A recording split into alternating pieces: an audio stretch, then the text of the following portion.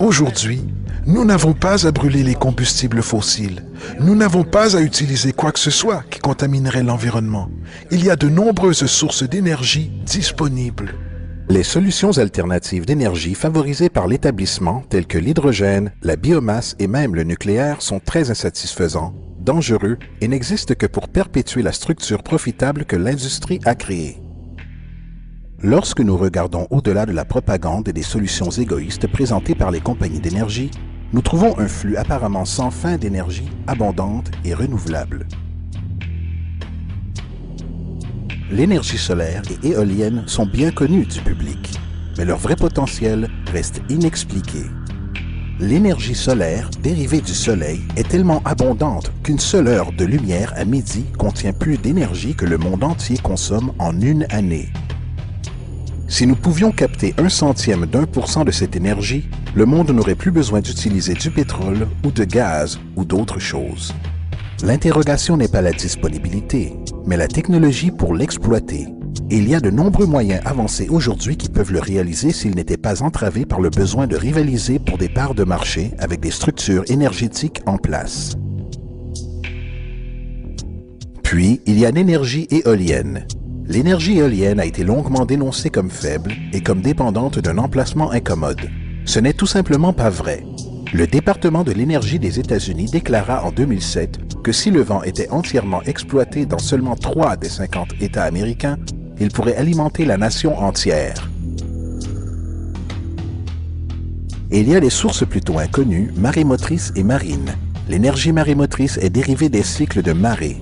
L'installation de turbines pour capturer ce mouvement génère de l'énergie. Au Royaume-Uni, 42 sites ont été reconnus comme disponibles, prévoyant que 34% de l'ensemble de l'énergie du Royaume-Uni pourrait venir des énergies marémotrices. L'énergie marine, qui extrait de l'énergie depuis la surface mouvante de l'océan, est estimée comme ayant un potentiel global de 80 000 TWh par an. Cela signifie que 50% de l'utilisation énergétique de la planète entière pourrait être produite par cette seule source. Maintenant, il est important de remarquer que les énergies marémotrices, marines, solaires et éoliennes ne requièrent pratiquement aucune énergie préalable pour être exploitées, contrairement au charbon, au pétrole, à la biomasse, à l'hydrogène et tous les autres. En cumulant seulement ces 4 sources, si exploitées efficacement par la technologie, pourraient alimenter le monde pour toujours. Cela étant dit, il advient qu'une autre forme d'énergie propre et renouvelable les surpasse toutes. L'énergie géothermique. L'énergie géothermique utilise ce qui est appelé heat mining, extraction calorifère, qui par un simple processus utilisant de l'eau, serait capable de générer des quantités massives d'énergie propre.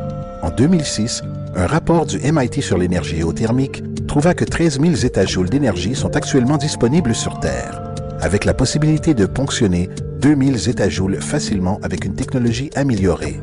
La consommation totale d'énergie de tous les pays de la planète est d'environ la moitié d'un zétajoule par an, ce qui signifie qu'environ 4000 ans d'énergie planétaire peut être extraite avec cette seule source.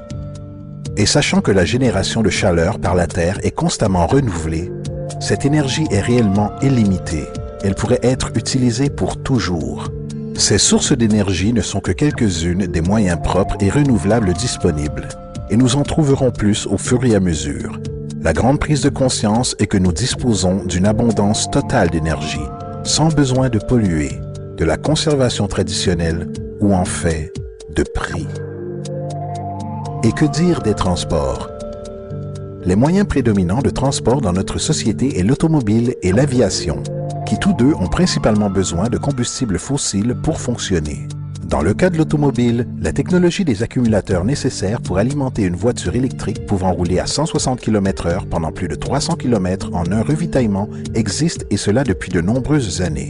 Cependant, en raison de brevets détenus par l'industrie pétrolière qui limiteraient leur aptitude à conserver des parts de marché, secondée par la pression politique de l'industrie énergétique, la disponibilité et l'accessibilité financière de cette technologie sont limitées. Il n'y a aucune raison autre que le pur et corrompu intérêt économique pour que chacun des véhicules du monde ne puisse être électrique et parfaitement propre sans aucun besoin d'essence. Pour ce qui est des avions, il est temps de réaliser que ce moyen de transport est inefficace, encombrant, lent et provoque beaucoup trop de pollution. Ceci est un train maglev. Il utilise une propulsion magnétique. Il est tenu en suspension totale par un champ magnétique et ne requiert que moins de 2% de l'énergie utilisée par un avion pour se déplacer. Le train n'a pas de roues, donc rien ne peut s'user. La vitesse maximale actuelle des versions de cette technologie, comme utilisée au Japon, est de 580 km à l'heure. Toutefois, cette version de la technologie est très datée. Une organisation appelée ET3, qui est en relation avec le Venus Project, a établi un maglev dans un tube pouvant se déplacer jusqu'à 6400 km à l'heure dans un tube immobile et sans frottement qui peut être placé sous terre ou sous l'eau. Imaginez aller de Los Angeles à New York le temps d'une longue pause déjeuner ou de Washington DC à Beijing en Chine en 2 heures.